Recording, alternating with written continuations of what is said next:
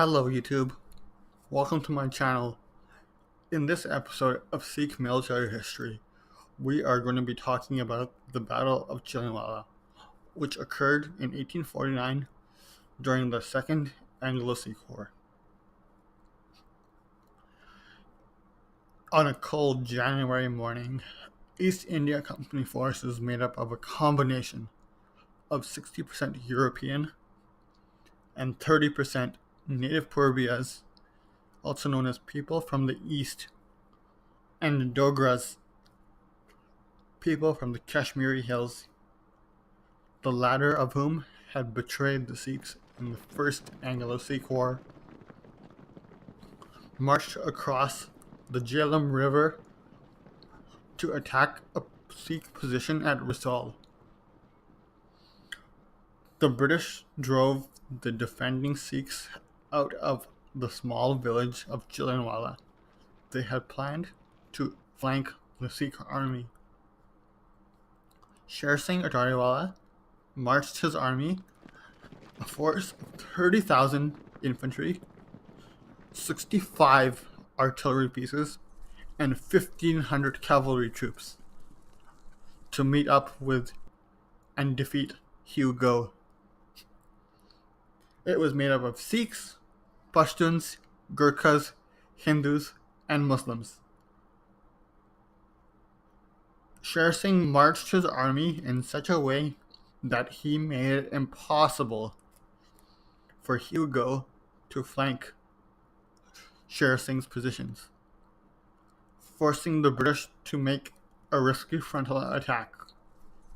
At 3 p.m., the British 24th Foot Regiment charged the Sikh positions. They were absolutely slaughtered by the grape shot of the Sikh army.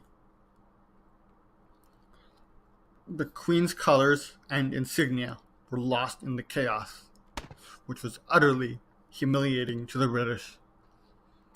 The 14th Light Dragoon Regiment was destroyed by the Akali Nahang warriors, who are an elite warrior brotherhood sworn to protect Sikhs and our most holy sites,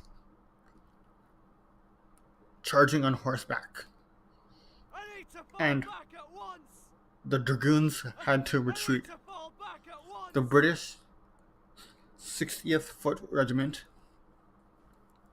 was one of the only successful British regiments, capturing 20 Sikh artillery pieces. By now, darkness was approaching. The Sikhs had been driven from many of their positions with heavy casualties, but were still fighting strongly. With some of the formations rendered ineffective or having to fight their way out of encirclement, Go ordered a withdrawal to the start line.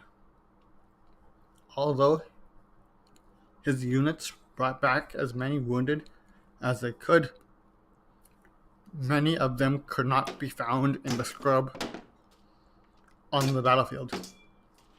Many of the abandoned wounded were killed during the night by roving Sikh irregulars.